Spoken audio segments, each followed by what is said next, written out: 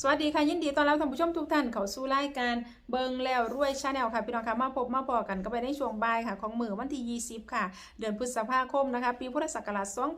2569นะคะพี่น้องค่ะมื้อนี้ค่ะแอดป้าพี่น้องมาเท่าสุขุสุขนะคะมาติดตามรับชมรับฟังแนวทางนะคะจากปูปลาสาหวยค้าแข่งพี่น้องค่ะสำหรับคลิปนี้เป็นแนวทางขามโค้งค่ะพี่น้องค่ะมื้อว่านนี่ค่ะพี่น้องค่ะเป็นยังไงฮือฮานักมากพี่น้องค่ะเข้า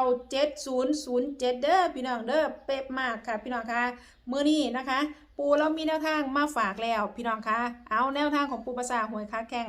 ขามโค้งแรกนี่ค่ะเสด็จว่าเป็นตัวใดพี่น้องมาติดตามรับชมรับฟังคลิปนี้พร้อมๆกันค่ะการค่ะขอเจริญพรญาติโยมทุกคู่ทุกคนเด้อโทรศัพท์หลวงปู่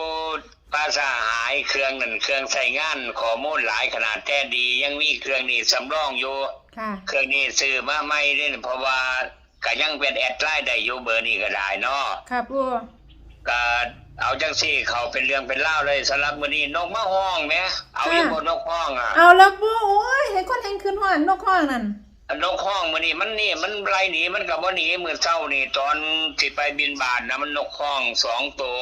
ค่ะห้องตัวหนึ่งห้องว่า22ตัวหนึ่งห้องว่า16ค่ะตัวหนึ่งห้อง22ตัวหนึ่งห้อง26เด้อ26ติคะ22กับ26บ่ครับปูบ่แม่น22กับ16อ๋อค่ะแต่ว่าสำหรับเลขหลวงปู่ไอ้ที่พระอาจารย์เพิ่นให้มาเป็นเลข311นะเลขเล่ามื้อนี้อาจารย์ไหมาอาจารย์เพิ่นที่เพิ่นปู่กะเลียงนั่นล่ะปู่กะเลียงนั่นล่ะค่ะค่ะปู่ก็บ่แม่นปู่กะเลียงติดเป็นสิทธิ์ของปู่กะเลียงนะอ๋อค่ะค่ะปู่ค่ะก็เพิ่นให้มา311แล้วก็สำหรับนกห้องมันห้องว่า22ตัวหนึ่งมันห้องว่า16คือเมิดคนตื่นขึ้นมามันมายืนห้องรถวัดสิบ่เว้าหรอกแต่ว่าสร้างมันมาห้องดูหลายก็เลยเว้าสู่ฟังค่ะฉะนั้นก็ขอญาติโยมทุกผู้ทุกคนผู้ใดถือ70ครับนั่นก็ไปก็ดีใจนำก็โอนเงินมาอยู่ป้าป่ายอยู่แต่ว่าสำหรับมันก็หลายอาจารย์เนาะเพราะว่าเพิ่นก็ต้องส่งไปหลายคนเห็นใจเพิ่นคือกันนะ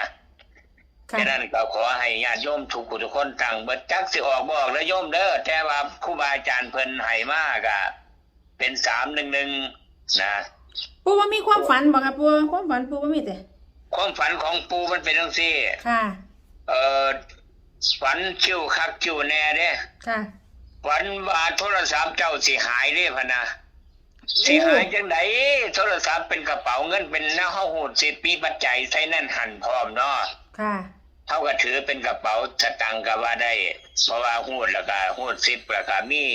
อยู่ในหลังโทรศัพท์มันมีปัจจัยแสดงฮู้อยู่หั่นแล้วก็ใช้ตลอดเลยเบอร์ที่หายไปเบอร์ใช้นี่บ่ใช้มา20กว่าปีแล้วที่เฮาเคยคุยกันจำได้บ่เบอร์ลงท้ายอีหยังน่ะปู่ที่มันหายนี่ครับปู่ที่ฝัน081 444 5286โอ้444 5286เบอร์ที่หายไปน่ะมันจังซี่มื้อเช้านี่นัดกับสร้างอัดกรอบรูปอัดกรอบพระของหลวงปู่สวงเพิ่นโทรไปว่าอัดแล้วไป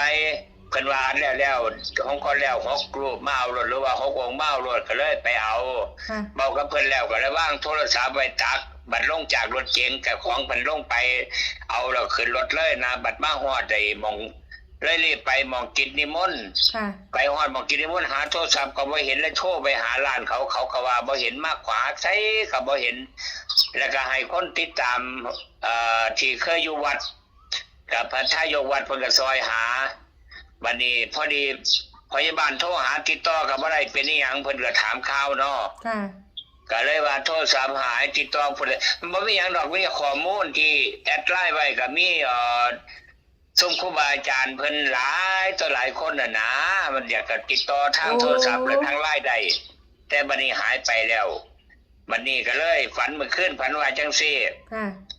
ฝันว่ามีเป็นพระผู้เฒ่ามาบอกว่า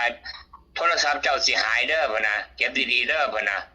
เอาโทรศัพท์หายจังได๋เบอร์ใดเบอร์นี่ล่ะเบอร์286นี่ล่ะพุ่นน่ะสิหายเด้อพุ่นน่ะ พอดียังฝันคิวครับคิวเนี่ยคือมันสิออกเด็กล่าหมดแรง286บ่ ค่ะปูเขาหน่อยเขียนลงเราได้นี่ค่ะปู เขียนลงไว้รถนะ286สรุปแล้วว่ามื้อแรกนี่เลขเล่าพัฒนาแล้วผู้ใดอยากติดต่อหลวงปู่เบอร์นี่ก็เป็นเบอร์ไลน์ได้เด้อ4เบอร์0819343237เป็นไลน์พร้อมเบอร์นี้เบอร์ใหม่ ค่ะ เอิ้นเบอร์เก่ามันหายไปจักสิว่าจังไดเนาะท่านโทรไปติดต่ออยู่แต่ว่าเขาเจ้าบ่รับหรือว่าสงสัยคนยังบ่ได้ดอกจักสิอยู่ไสนึกว่า ค่ะปู นี่แหละฝันแน่นอนขนาดเลยฝันแม่นขนาด โอ้ เลย ย ฝันคิว ว่า ขนาดนั้นค่ะปู ฝันคิวโทรศัพท์เจ้าสิหายจังไดบัดนี้เพิ่นเอาเครื่องปัจจัยไว้ในโทรศัพท์นั่นคันมีเท่าใดก็แนวหูดแนวโทรศัพท์เฮาซ่อนไว้หั่นเนาะ ค่ะ